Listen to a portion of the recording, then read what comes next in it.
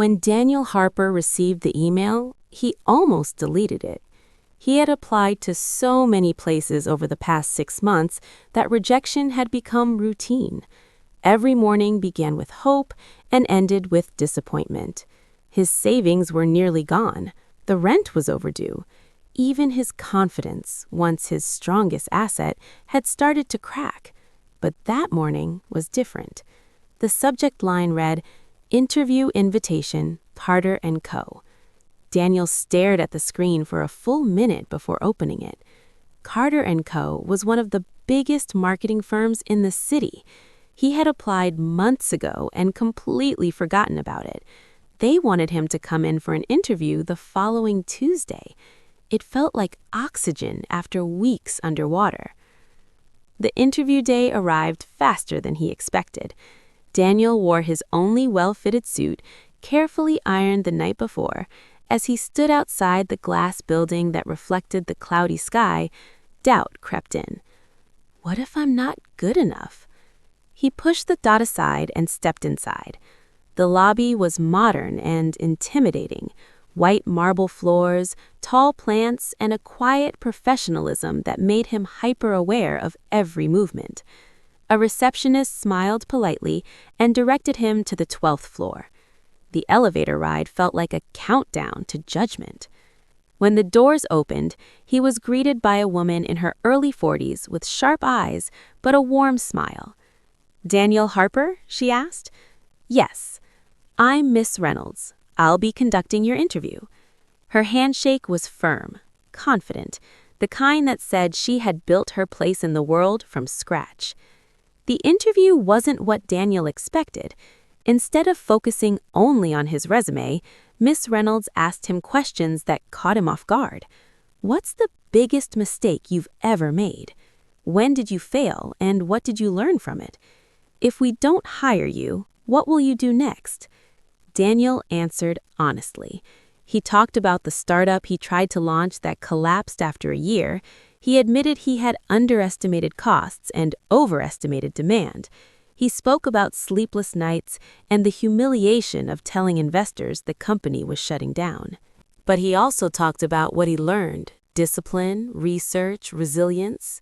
Ms. Reynolds listened carefully, occasionally jotting down notes. At the end of the interview, she leaned back in her chair. "You're not the most experienced candidate," she said.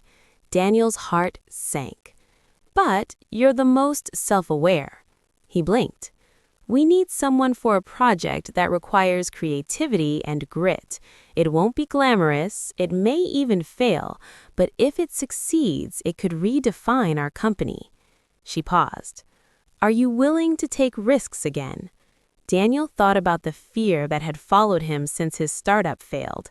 He had promised himself he would never put everything on the line again. But he also remembered the excitement of building something from nothing. "Yes," he said. She smiled. "Good, you start Monday." The project turned out to be exactly as she described: messy, uncertain, and overwhelming. Carter & Co. wanted to launch a digital platform aimed at small local businesses, helping them compete with larger corporations through affordable marketing strategies. It sounded simple, but the logistics were chaotic. Daniel worked late nights analyzing market trends. He met frustrated shop owners who doubted anything could help them. He faced internal resistance from senior employees who believed the company should stick to its traditional high-end clients. More than once, he wondered if Ms. Reynolds had made a mistake. 3 months into the project, the beta launch flopped. User engagement was low, feedback was harsh. A board meeting was scheduled to determine whether the project would be shut down. Daniel barely slept the night before the meeting. When he entered the conference room, he could feel the tension. Charts showing disappointing numbers were projected onto the wall. One executive cleared his throat. "We've invested enough. It's time to cut losses." Daniel felt a familiar wave of failure wash over him, the same feeling he had experienced when his startup collapsed. Then Ms. Reynolds looked at him. "Daniel," she said calmly, "you've been closest to this project. Speak." His hands trembled slightly as he stood. Yes, the numbers are low, he began, but the businesses that are using the platform are seeing real results. We launched with too many features and not enough focus. We need to simplify, refine, and relaunch, not abandon. He took a breath. Failure doesn't mean the idea is wrong. It means the execution needs improvement. The room was silent. He wasn't just defending the project, he was defending himself. After a long pause, Ms. Reynolds nodded. We give it one more quarter. The next 3 months were relentless. Daniel and a small team stripped the platform down to its core features. They interviewed users weekly. They rebuilt the interface. They focused on solving one clear problem instead of 10. Slowly, something changed. Sign-ups increased. Testimonials started appearing. Small businesses began sharing their success stories. Higher sales, better visibility, real growth. By the end of the quarter, the platform exceeded expectations. At the next board meeting, the charts looked very different. Applause filled the room. Daniel sat back in his chair, almost unable to process what had happened. The project that nearly ended his career had become the company's fastest-growing division. Months later, Ms. Reynolds called him into her office again. "You know," she said, "when I hired you, half the board thought I was taking a foolish risk." Daniel smiled nervously. "Were they wrong?" She leaned forward. "No, it was a risk." She paused. "But so are all meaningful decisions." She handed him a folder. Inside was a promotion letter, Director of Digital Strategy. Daniel felt something shift inside him. It wasn't just pride, it was belief. The job hadn't just changed his financial situation. It hadn't just rescued him from unpaid rent and sleepless nights. It had changed how he saw failure. For the first time, he understood that his past mistakes weren't scars to hide. They were tools. The failed startup, the months of rejection, the self-doubt, they had prepared him for this exact challenge. That night, as he walked home under the city lights, he realized something profound. The job that changed everything wasn't special because it succeeded. It was special because it gave him another chance to fail and the courage to try again. And sometimes that's all a person needs. Promotion didn't feel the way Daniel expected. There was no dramatic music, no fireworks, no sudden transformation into a different man. The morning after becoming Director of Digital Strategy, he still woke up at 6:30 a.m. He still made cheap instant coffee in his small apartment. The city outside still buzzed the same way it always had. But something inside him had shifted. For the first time in years, he wasn't chasing survival, he was building a future. With the platform's success, Carter & Co. expanded the department. Daniel now led a team of 12, designers, analysts, marketers, and developers. Some were older than him, some had more experience. A few clearly doubted whether he deserved the role. He felt the pressure immediately. During the first team meeting, he stood at the head of the conference table, trying not to show how nervous he was. "I don't have all the answers," he began honestly, "but I promise this. We'll experiment, we'll make mistakes, and we'll fix them together." A few skeptical faces softened. It wasn't a grand speech. It wasn't corporate perfect, but it was real, and that mattered. 2 months later, a new challenge arrived. A major competitor launched a similar digital platform, bigger budget, flashy advertising, celebrity endorsements. Within weeks, some of Carter & Co.'s clients began migrating. Panic spread through the office. An emergency board meeting was called. Daniel recognized the atmosphere immediately. The same tension, the same whispers of cut losses and scale back. Only this time, he wasn't the young employee defending an idea. He was the leader responsible for it. When the board demanded a strategy, all eyes turned to him. He could play it safe, reduce costs, shrink operations, protect the company from risk. Or he could do something bold. That night, Daniel stayed in the office long after everyone left. He stared at competitor ads flashing across his screen. Big promises, big budgets. But something felt missing. Connection. He remembered the small shop owner who had cried during an interview because the platform helped her save her family bookstore. He remembered the bakery owner who said, "You didn't treat us like numbers, you treated us like people." That was their strength. The next morning, Daniel presented a different strategy. "We don't outspend them," he said firmly. "We outcare them." The room was silent. He continued, "We spotlight our clients, real stories, real businesses. We make them the heroes."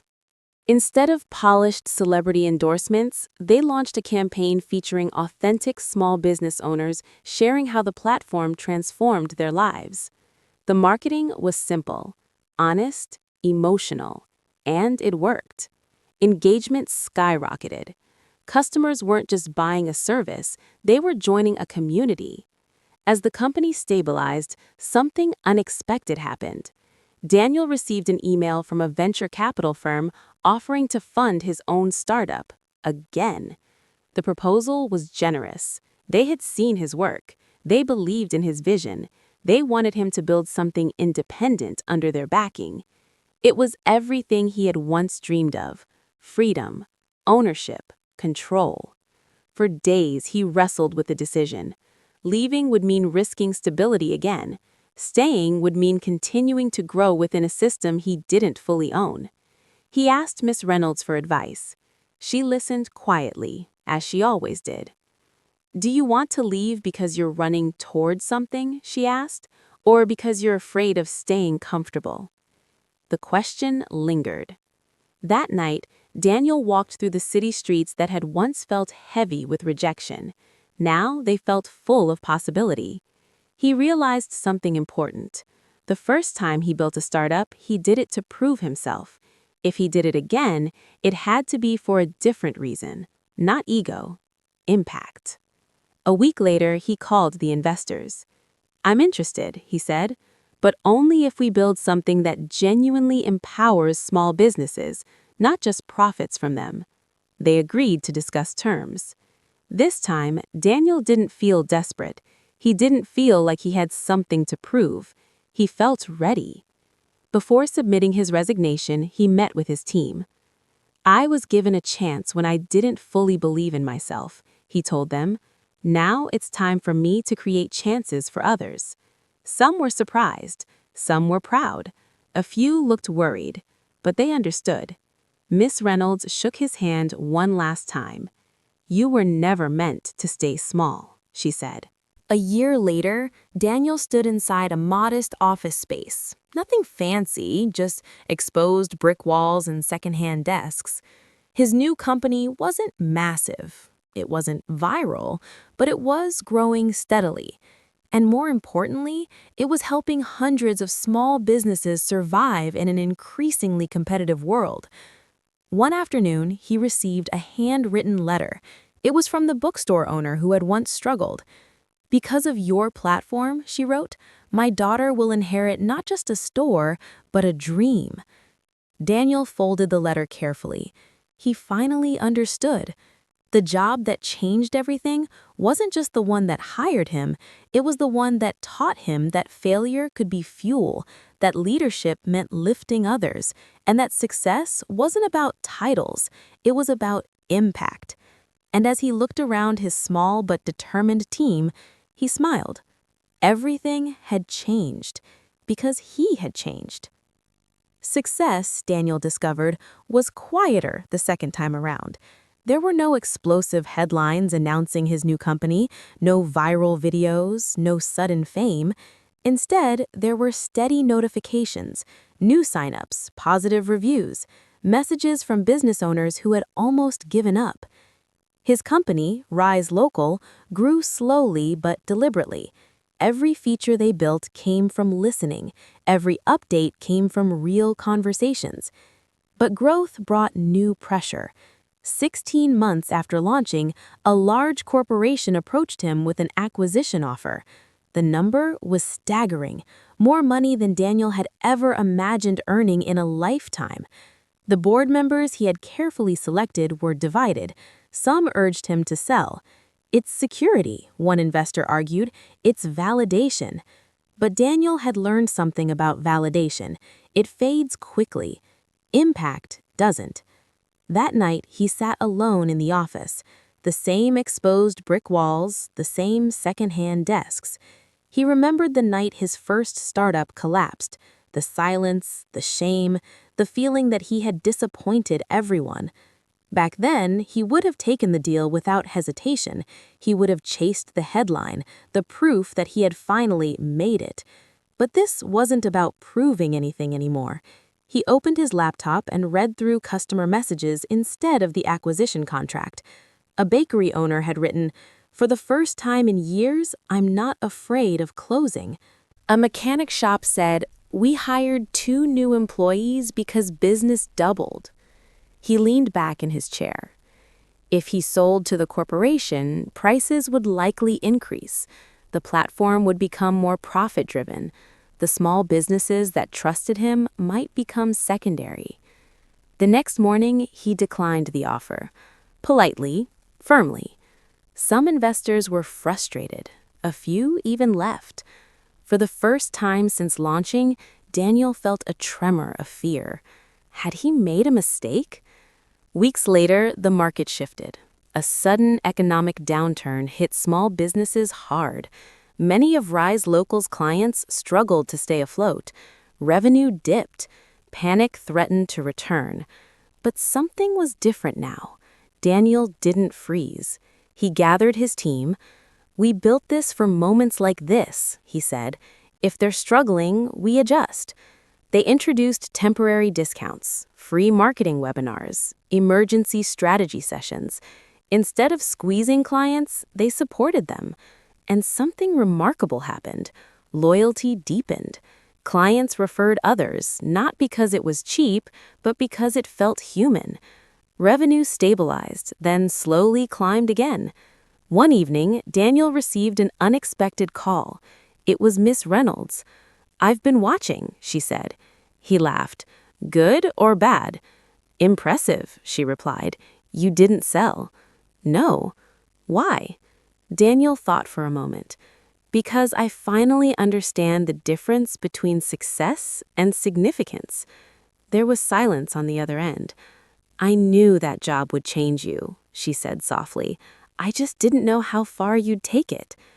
3 years later, Rise Local expanded nationally, not as the biggest company, not as the richest, but as one of the most trusted. Daniel often visited the businesses they helped. He preferred handshakes to emails, conversations to analytics. During one visit to the small bookstore, the same one that had once nearly closed, the owner's daughter handed him a drawing. It showed a little shop with a bright sign that read, "Dreams live here." Underneath, she had written, "Thank you for helping my mom." Daniel felt his throat tighten. He kept the drawing framed in his office. On the anniversary of the day he received that first email from Carter & Co., Daniel did something unusual. He opened his old inbox and found the rejection emails he had never deleted. Dozens of them. Each one once felt like a door slamming shut, but now they felt like redirections. If he had been hired earlier by a different company, he might never have met Ms. Reynolds. He might never have led that risky project. He might never have learned how to stand in a boardroom and defend an idea. He might never have failed again and grown stronger because of it. He smiled. The job that changed everything wasn't magical. It didn't instantly make him wealthy. It didn't remove fear from his life. It did something far more powerful. It taught him that failure is not the opposite of success. It's the doorway to it. And as he looked around his office, at the framed drawing, the growing team, the steady stream of messages from grateful business owners, he understood something clearly. The real transformation wasn't the promotion. It wasn't the startup. It wasn't even the success. It was the moment he chose to try again when failure would have been easier. And sometimes that single decision is the one that changes everything.